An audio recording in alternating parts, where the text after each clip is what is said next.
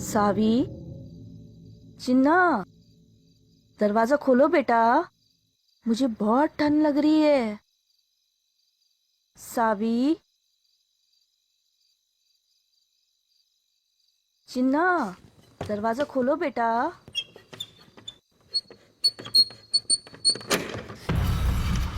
सावी, ये क्या कर रही थी तुम? दरवाजा क्यों खोल रहे थे? हाँ?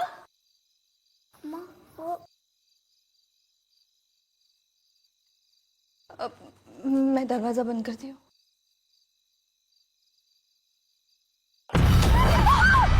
सावी, सावी भाग जाओ, सावी छुप जाओ, बाहर नहीं आना, छुप जाओ।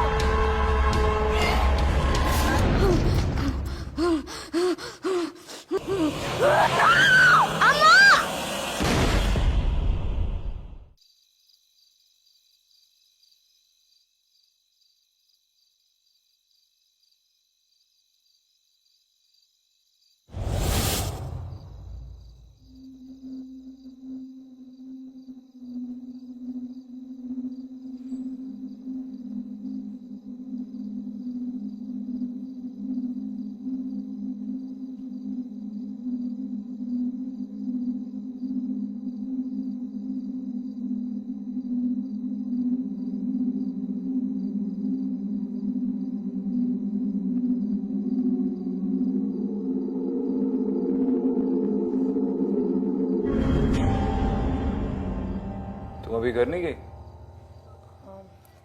नहीं, वो मैं एक केस पे रिसर्च कर रही थी।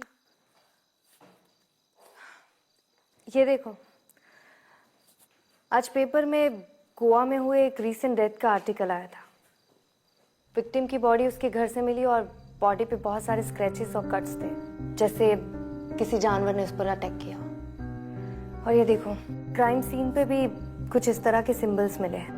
मैं हमारी फाइल से चेक कर रही थी, मुझे लगा शायद मर्डर घर के अंदर हुआ है और कोई फोर्स्ड एंट्री भी नहीं है।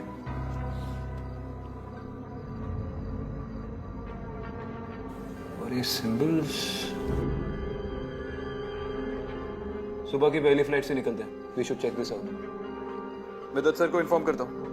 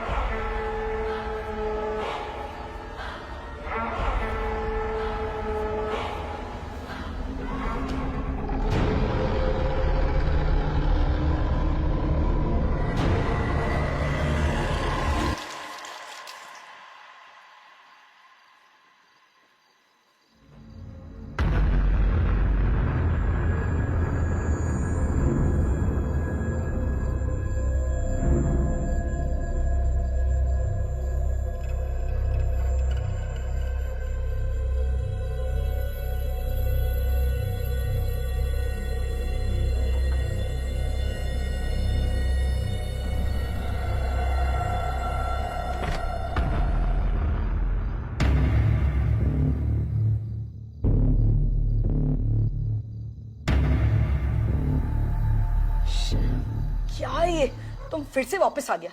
हम बोला था ना तुमको हमारे हाउस से दूर रहने का। तुमको थोड़ा भी शर्म नहीं आता है? पागल हो गया क्या तुम? पूरे कॉलोनी में अपनी बकवास लिखता रहता है। पता नहीं क्या है इस लेडी का, बता के छोड़ेगा। अब देखता है तुमको कॉलोनी से कौन बचाता है। देखता है रीमा, रीमा क्या कर रहे हैं? देखो, ये मिटाओ मत। देख, वो डॉली ने भी इसे मिटा दिया था, वो बच नहीं पाया, मर गया, वो मर गया। तुम मत मिटाओ इसे। व्हाट? तुम कहना क्या चाहते हैं? धोनी बॉस को तुम मारा और तुम हमको मारने का धमकी दे रहे हैं। वेट, कल हम पुलिस स्टेशन जाके तुम्हारे अगेंस्ट कंप्लेंट करवाएगा, फिर देखते हैं तुम हमको धमकी कैसे देते। रीमा मत, रीमा मत, रीमा।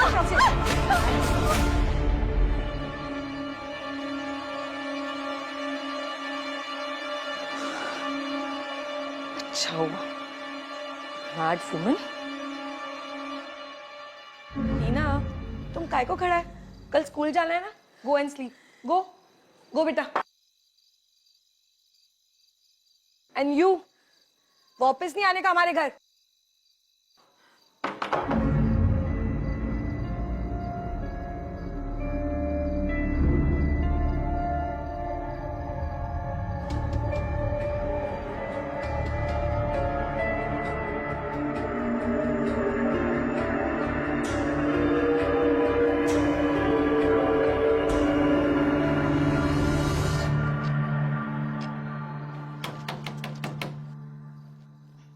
रॉबर्ट, रॉबर्ट, उठो ना। मैं देखो ना, डोर पे कोई है। Robert, get up. घर काय को वापस आता है जब सारा काम हमको करना पड़ता है।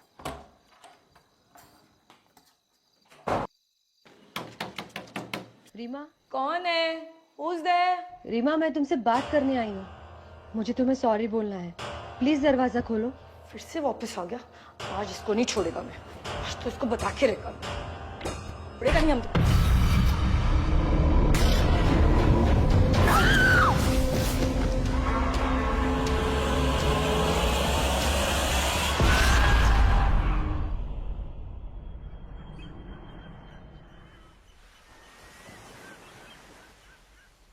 सर, ये रहे डोनीवास के क्राइम सीन के फोटोज।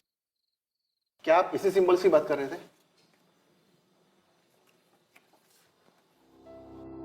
विक्रांत, ये सिंबल्स तो बिल्कुल अलग है।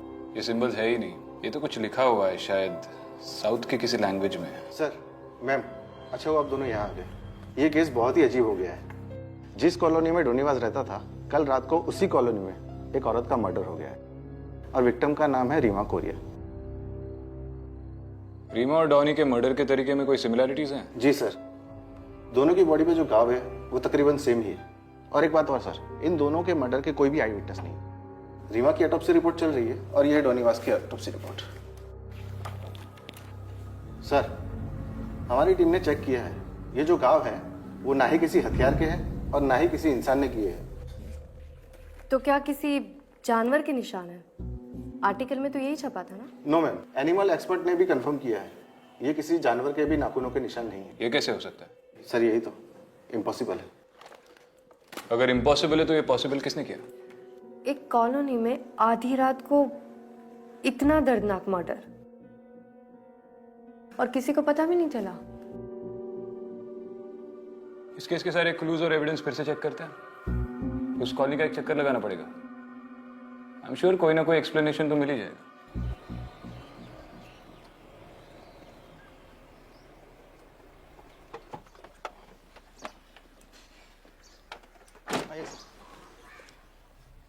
यही है फर्स्ट विक्टिम डोनेवास का घर। उसका डेथ के बाद उसका पूरा फैमिली ये कंट्री छोड़ के चला गया है।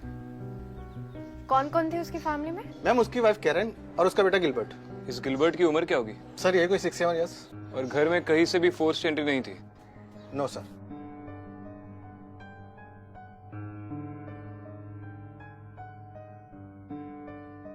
ये डेफिनेटली साउथ की कोई लिपि है, सिंबल्स नहीं है। और तुमने देखा हर घर के बाहर ऐसा ही कुछ लिखा हुआ है।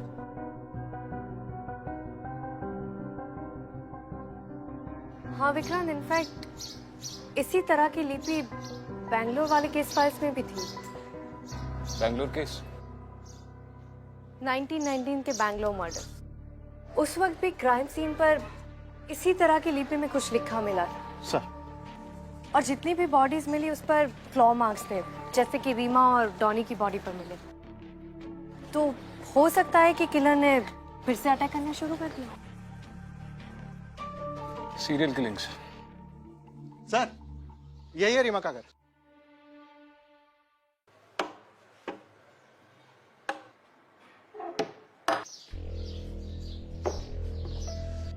इस घर में भी कोई फोर्स एंट्री नहीं है। रीमा और वस के मर्डर्स रात में हुए थे घर के अंदर और कोई फोर्स एंट्री नहीं। इसका मतलब जिसने भी ये किया है वो दरवाजे से अंदर आया था बिना किसी जबरदस्ती के। पॉसिबल है कि वो दोनों मर्डरर को जानते थे।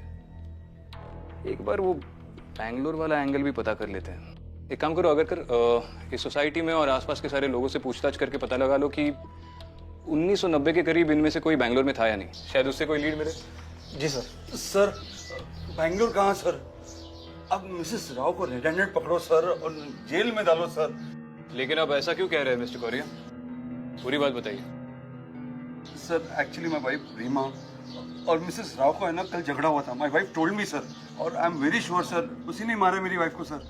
ये मिसेस राव रहती कहाँ है? यही मैडम, यही है उसका घर।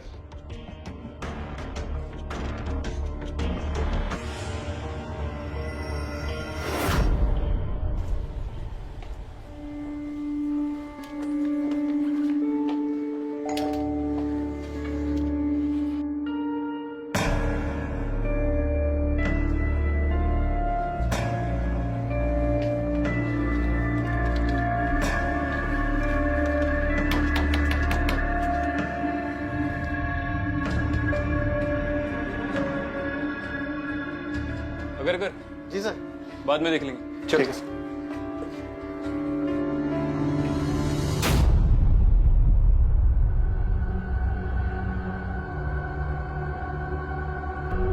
अदिति,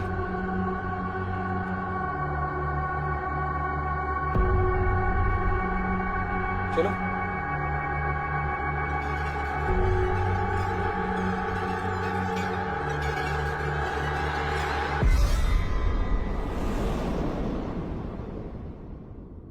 दरवाजा क्यों खोल रहे थे? मैंने मना किया था ना, दोबारा मत करना।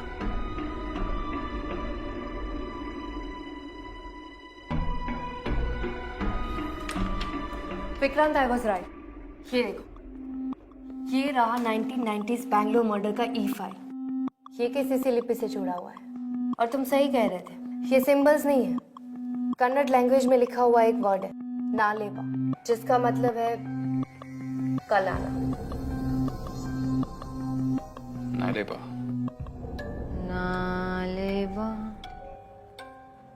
नालेबा, नालेबा, नालेबा, नालेबा। 1993 के मर्डर्स के बाद बैंगलोर के लोग अपने घर के बाहर दरवाजे पे ये नालेबा लिखने लगे। उनको लगता था कि ऐसा करने से वो लोग बच जाएंगे, उनकी मौत टल सकती है। तो बैंगलोर के मर्डर्स का हमारे केस के साथ कनेक्शन है। एक और बात, बैंगलोर विक्टिम में से एक औरत शुभलक्ष्मी पे हुए अटैक को उसकी बेटी ने देखा था। उस 7 साल की बच्ची का नाम था सविता। ये रही उसकी फोटो।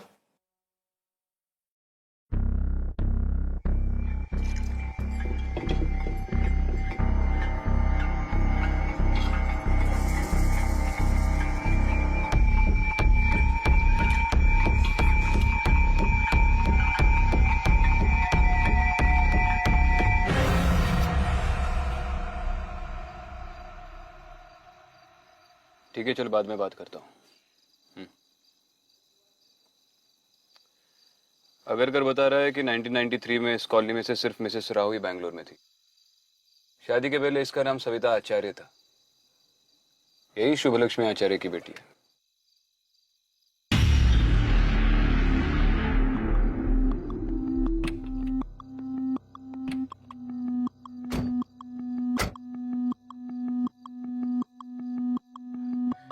मन्नू,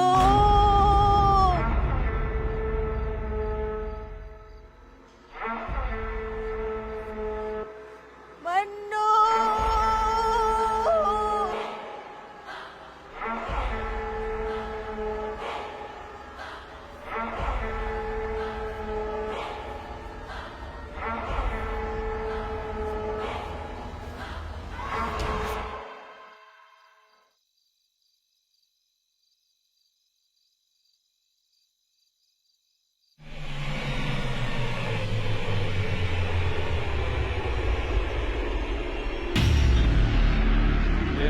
नालेबा ने तो दिमाग खराब कर दिया यार। अरे तुम यहाँ क्या कर रही हो? वहां पे वो सविता घरों के बाहर नालेबा लिख रही है। चलो।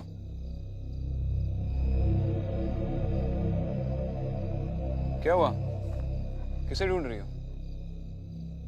विक्रांत, अभी यहाँ पर एक औरत खड़ी थी, यहीं पर थी वो, एकदम बिल्कुल मेरे सामने।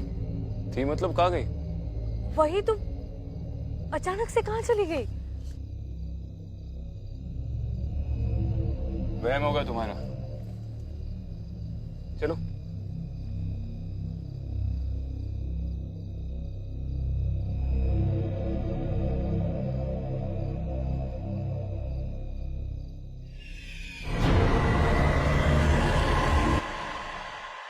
अखिल बेटा, तुम अंदर जाओ।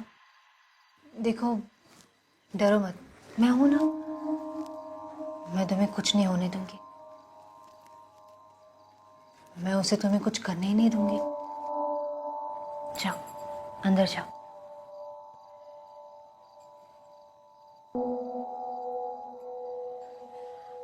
ऑफिसर, मैंने कोई गलती नहीं की है। हम ये नहीं कह रहे कि आपने कुछ गलत किया है, हम बस 2-3 सवाल पूछना चाहते हैं। आप कॉलोनी में सबके घर के बाहर ये सब क्यों लिख रही है? मैं ये सबको सेफ रखने के लिए कर रही हूँ। मैंने रीमा को भी बताया था, पर उसने मेरी बात ही नहीं मानी। उसके दरवाजे पे मैंने जो लिखा था, वो अगर वो नहीं मिटाती तो वो आज जरूर जिंदा होती। अब दरवाजे के बाहर जो ये नालेबा लिखती है, उसका मतलब क्या है? बचपन में मेरी अम्मा मुझे एक कहानी सुनाती थी। बेटा, उसे कभी घर पे नहीं आने देना। पता है, जब वो जिंदा थी ना, तब वो बहुत बच्चों को खा गई थी, लेकिन अब वो वापस भूत बन के आई है, और वो भी 30 साल बाद। अगर तुमने उसे वापस आने दिया घर पे, तो वो तुम्हें भी खा जाएगी। ऐसा क्यों अम्मा? पता नहीं बेटा, कहते हैं कि कुछ साल पहले उसका बेटा गुम हो गया था, फिर वो पागल हो गई, लेकिन अब वो वापस आके सबके घर में जाती है और पूछती है कि मेरा बेटा है क्या, और अगर किसी ने मना कर दिया तो वो उन्हें मार देती है। लेकिन बेटा, तुम इस सब से बच सकती हो। अगर वो आए ना, तो तुम कह देना नालेबा। ठीक है बेटा? मैंने कभी सोचा नहीं थी कि मेरी अम्मा की कही वो कहानी एक दिन सच निकलेगी, कि वो एक कहानी मेरी जिंदगी की सबसे दर्दनाक सच्चाई बनेगी। और मैंने दरवाजा खोल दिया, मैंने उसे अंदर आने दिया, और उसने मेरी अम्मा को।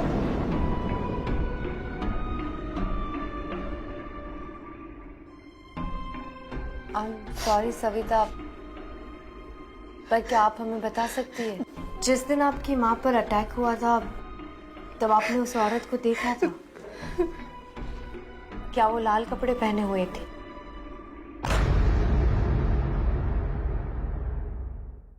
हाँ, उस दिन मैं तो बच गई, पर वो मेरी अम्मा को ले गई।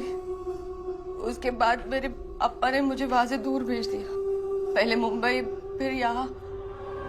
पूरी जिंदगी में बस उसके डर में जीती रही, और अब वो वापस आ गई है।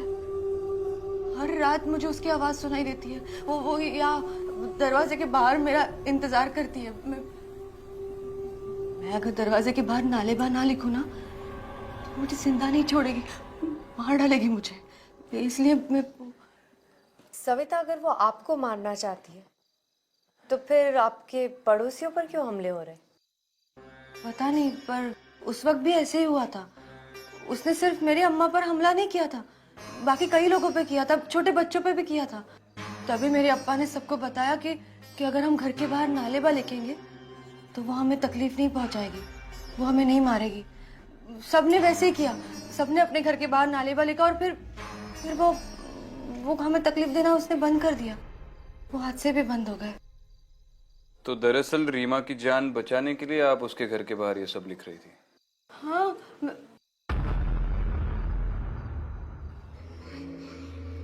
आप लोग मुझे पागल समझ रहे हैं ना ऑफिसर, पर मैं इसे मानती हूँ। नालेबा लिखने या कहने से मौत टल जाती है। क्यों, कैसे, ये सब मैं नहीं जानती, पर पर यही सच है। मैं बस सबको सेफ रखना चाहती हूँ और ये मेरी जिम्मेदारी है। और अगर मुझे सबसे लड़कर भी नालेबा लिखना पड़े तो भी मैं लिखूंगी।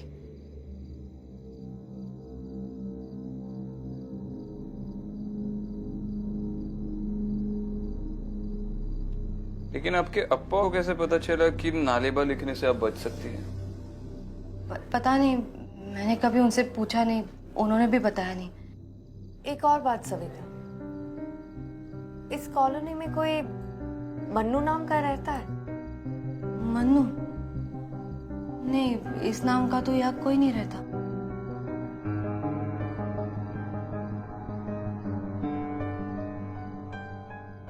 अगर नालेबा की बात सच है तो उसके बारे में कुछ ना कुछ आर्टिकल्स, रिसर्च रिपोर्ट हमें बैंगलोर की 90s की केस फाइल से मिली जाएंगी। लेकिन सविता का बैकग्राउंड चेक करना पड़ेगा।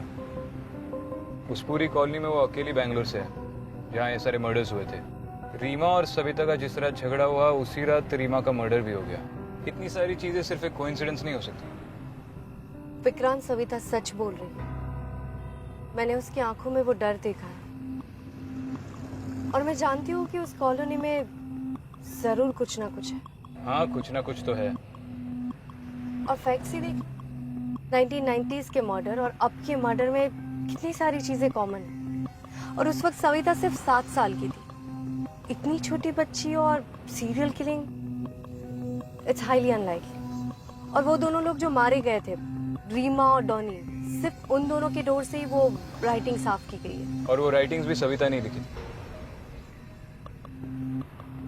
देखो, मैं ये नहीं कह रहा कि वो बैंगलोर के मर्डर्स सविता ने किए हैं। और जिस लड़की ने इतनी कम उम्र में अपनी आंखों के सामने माँ का मर्डर देख लिया हो, सोचो वो कितने ट्रॉमा से गुजरी होगी। और सविता ने हमें सिर्फ एक कहानी सुनाई है। हमें उसके अप्पा से बात करनी चाहिए।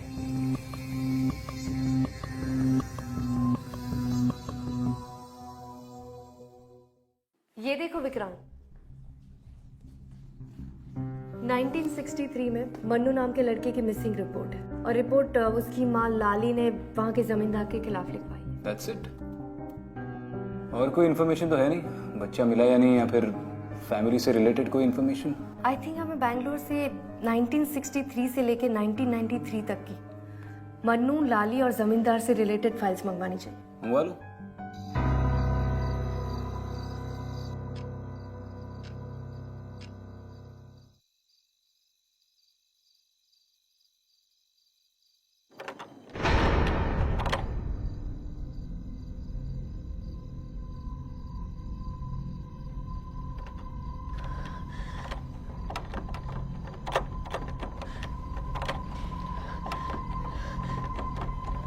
नालेबा, नालेबा, नालेबा, नालेबा, नालेबा,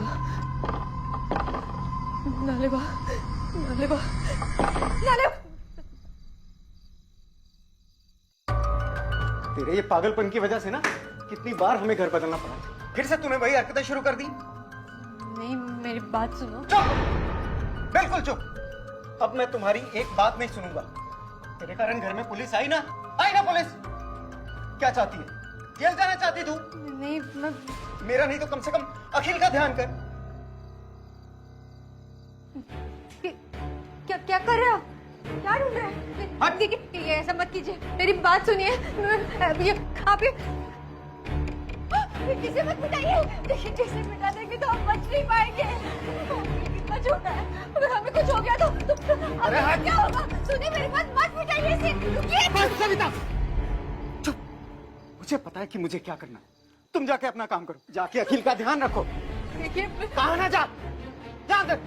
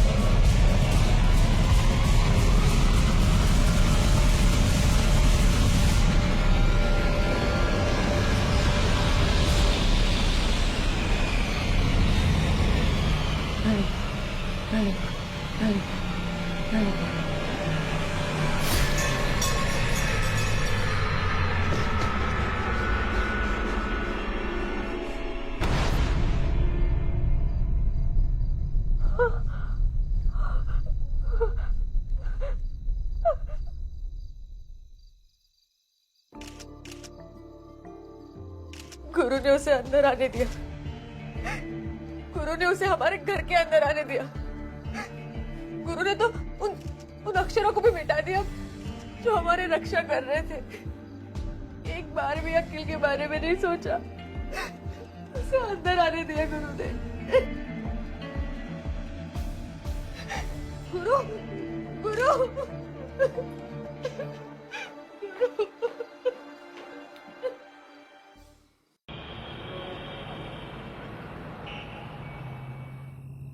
अब तुम भी मानते हो ना कि सविता बेकसूर है? देखो, इतनी जल्दी किसी कंक्लूजन पे नहीं पहुंचते। कॉलोनी में सबने स्टेटमेंट दिया है कि सविता और गुरु का रोज झगड़ा होता था और कल रात का झगड़ा तो बहुत देर तक चला। तो तुम्हें लगता है कि सविता ने उसके हस्बैंड पर अटैक किया? पर वो तो कमरे के अंदर बंद थी। लेकिन अब तक उन्हीं लोगों पर अटैक हुआ है जिनका सविता के साथ झगड़ा हुआ था। और डॉनी? तुम्हें कैसे पता कि डॉनी के साथ उसका झगड़ा नहीं हुआ था? शायद उस बात का किसी को पता ना चला। और तुम्हें सच में लगता है कि अपनी दरवाजे की दीवार से नालेबा हटाने की वजह से इन लोगों की मौत हुई है? आई नो ये अजीब है, पर पिछले कुछ महीनों में हमने ऐसी बहुत सारी चीजें देखी है जो समझ से परे है। तो हो सकता है कि सविता की... देखो अदिति, मैं मानता हूँ कि पिछले कुछ महीनों में हमने काफी अजीब चीजें देखी है, लेकिन हम हर केस को शुरू से इस नजरिए से नहीं देख सकते। दुनिया में नॉर्मल क्राइम्स, नॉर्मल क्रिमिनल्स भी होते हैं।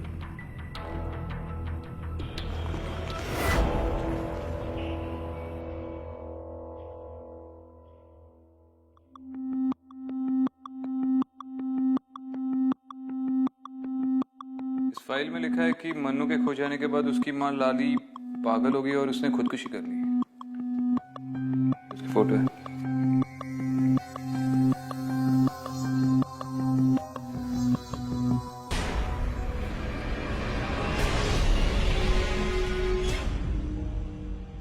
ये तो वही औरत है विक्रांत, जिसे उस रात मैंने देखा था।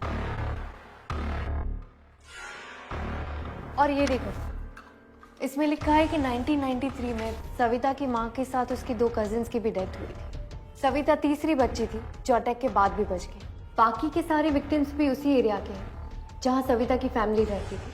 तो हो सकता है कि वो सविता को ढूंढते हुए वापस आई। तो क्या 25 सालों से छुट्टी पे थी? ये सब 25 सालों के बाद क्यों हो रहा है? और अगर सविता और उसकी फैमिली उसका टारगेट है, तो फिर उसके पड़ोसियों पे अटैक क्यों कर रही है? वही तो पता लगाना है। सर, एक बैड न्यूज़ है। सविता और उसके बेटे अखिल का एक्सीडेंट हो गया। कौन से हॉस्पिटल?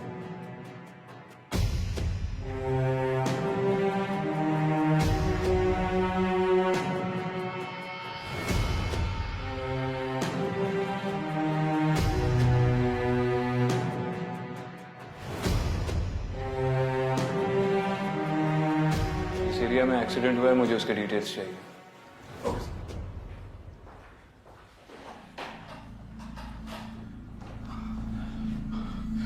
सविता,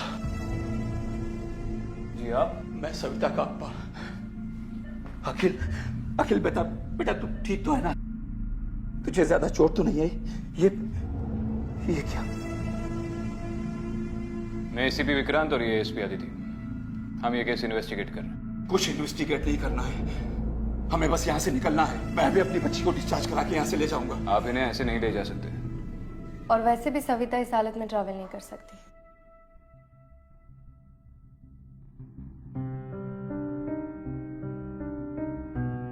मुझे यहाँ बहुत पहले आ जाना चाहिए था। सविता ने तो मुझे गुरु के बारे में भी कुछ नहीं बताया। वो तो पुलिस स्टेशन से फोन आया तब मुझे पता चला। सविता और अखिल को अगर कुछ हो गया तो मैं जी नहीं पाऊंगा। मुझे उन दोनों को यहाँ से दूर ले जाना होगा। दूर जाने से कुछ नहीं होगा मिस्टर राजा, ये आपको भी मालूम है। अगर कुछ होता तो सविता के इतने बार घर बदलने से प्रॉब्लम ही सॉल्व हो जाती। देखिए, इन अटैक्स को रोकने के लिए यहीं रुककर उसका सामना करना होगा। एंड आई एम श्योर आप इसमें हमारी मदद कर सकते हैं। क्या करना होगा मुझे? आप किसी मन्नू को जानते हैं? उसकी माँ का नाम लाली। मुझे हमेशा से ही लगता था कि लाली वापस आएगी, पर मैं किससे कहता? कौन विश्वास करता है इन सब बातों पर? मुझे डर था कि वो अपने बेटे को ढूंढते हुए जरूर आएगी। मन्नू के साथ जो हुआ बहुत बुरा हुआ। काश मैंने उस वक्त कुछ किया होता तो आज मेरी बेटी की जिंदगी और उसका परिवार बच जाता। मिस्टर आचार्य, प्लीज हमें पूरी बात बताइए। मन्नू के साथ हुआ क्या था? मन्नू अपने पिता की उधारी चुकाने के लिए हमारे घर पर काम किया करता था।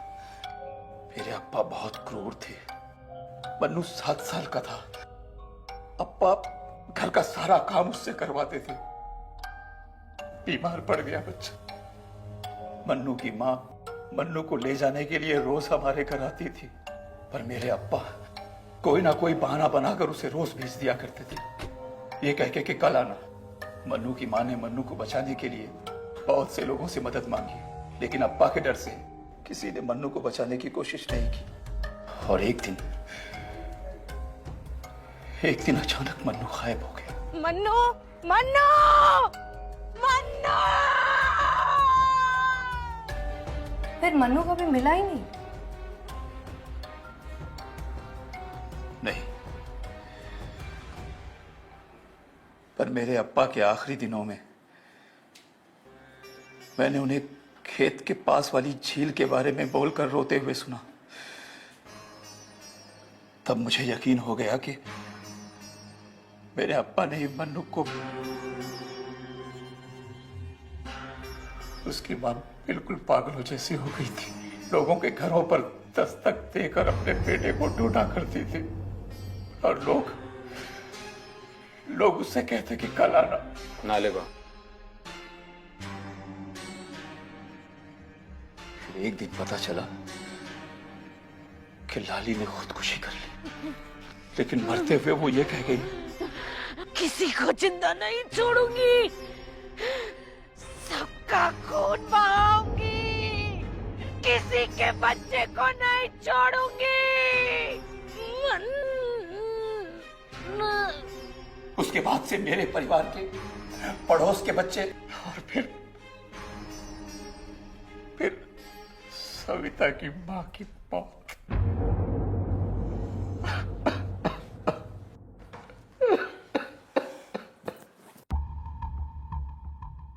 चलिए मिस्टर आचार्य, मैं आपको घर छोड़ देता हूँ। यहाँ डॉक्टर्स है, आदिति है। जैसे ही सविता को होश आएगा, ये हमें कॉल कर देंगे।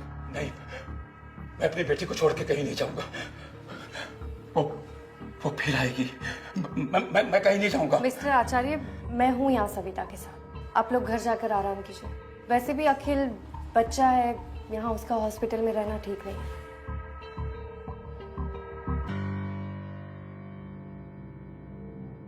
अखिल,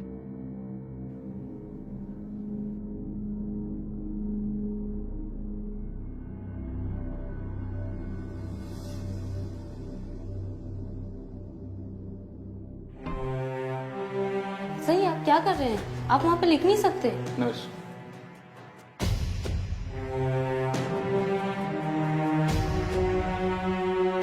देखिए, इसे मिटाइएगा मत। अगर कोई चार्ज लेना है तो आप ले लीजिए, पर ये लिखा रहने दीजिए।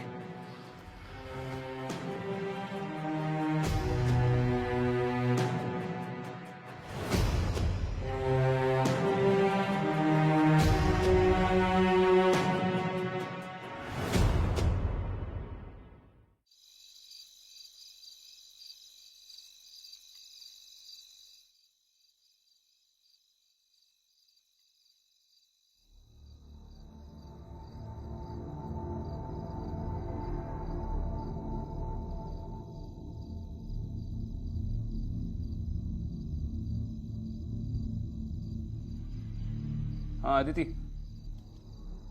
इन केस फाइल्स में से एक केस मन्नू से मैच कर रहा है। इसके सारे डिटेल्स सविता के अप्पा के वर्जन से मिलते हैं। 1963 में मन्नू के गायब होने के कुछ 10 दिन बाद जमींदार आचार्य के घर के नज़दीक बहती झील में से एक 6-7 साल के बच्चे की बॉडी मिली थी। जब ये बॉडी मिली थी तब तक मन्नू की माँ लाली ने आत्महत्या कर ली थी और बच्चे की बॉडी पहचानने या उसे क्लेम करने कोई भी सामने नहीं आया।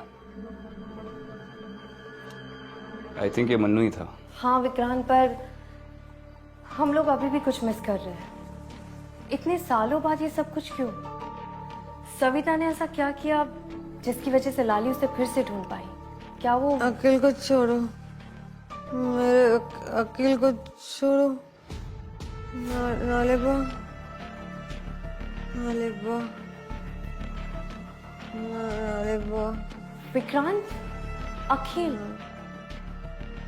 जब मन्नू 7 साल का था तब वो गायब हो गया था, और ये रीमा और डॉनी के बच्चे भी 7 साल के हैं। तो जिनके घर में बच्चे हैं वो उन पे ही अटैक करती है। इतना ही नहीं, जब सविता और उसकी माँ पर अटैक हुआ था तब सविता भी 7 साल की थी।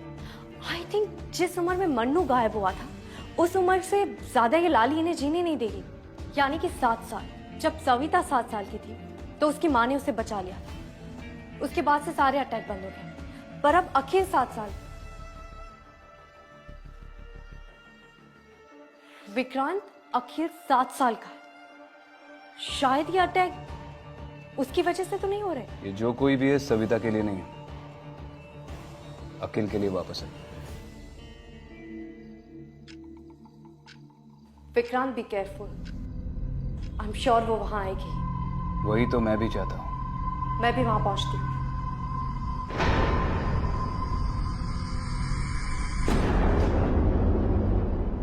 कहाँ है मेरा अकील?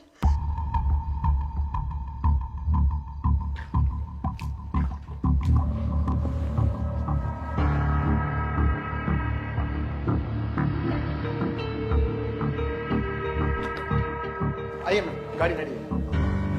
आराम से, आराम से।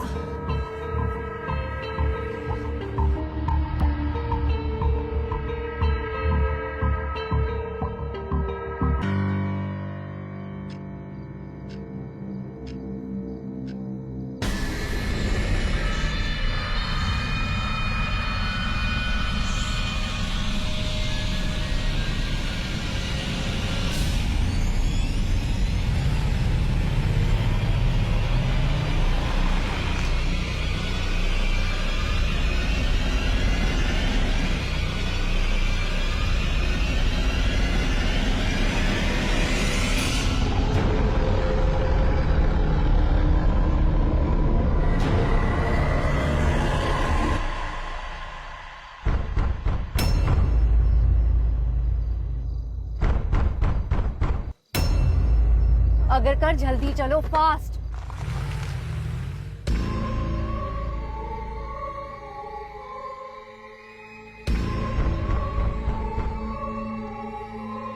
अखिल,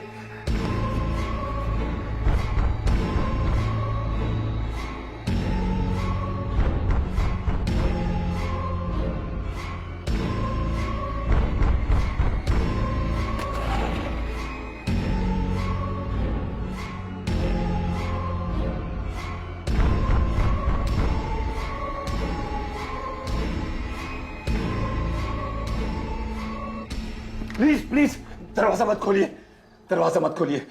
अगर वो अंदर आ गई तो हम सब मारे जाएंगे। वैसे भी कौन से जिंदा है आप? आज तो ये प्रॉब्लम खत्म ही करनी पड़ेगी। देखिए ये गलती गुरु ने की थी, प्लीज आप बात समझ नहीं रहे हैं। मेरी चिंता भले ही मत कीजिए, अखिल का सोचिए। क्या हुआ? मैम गाड़ी बंद पड़ गई।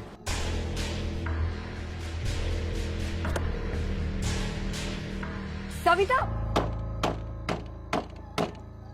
चिन्ना, मुझे अंदर आने दे। बहुत ठंड लग रही है बेटा, दरवाजा खोल। चिन्ना। अम्मा, अम्मा।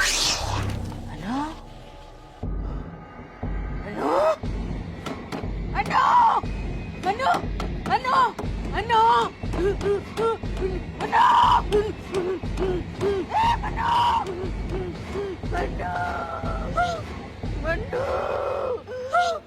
अखिल, अखिल दरवाजा मत खोलना।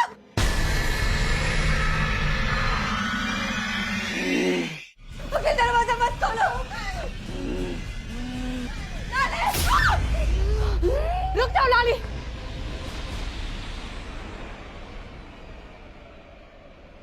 ये सब करने से तुम्हारा मन्नू वापस नहीं आएगा। तुम्हारा मन्नू दूसरी दुनिया में जा चुका है। लाली, तुम्हारा मन्नू मर चुका है।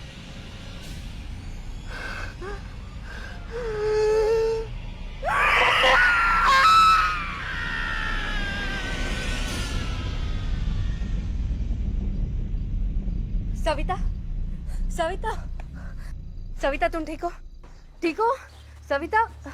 मैं अकेल विक्रम, इसे जल्दी से हॉस्पिटल ले जाओ। सविता, सविता, मैंने इस बार अखिल की जान बचा ली, और अगर वो वापस आती है तो मेरे अखिल को बचा लेना। सविता, मेरे अखिल को बचा लेना। सविता, सविता।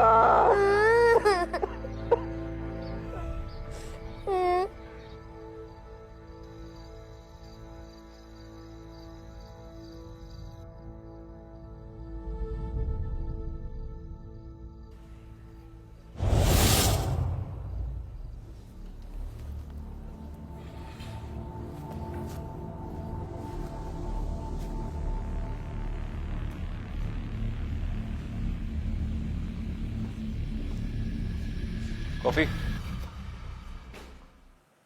क्या सोच रही हो?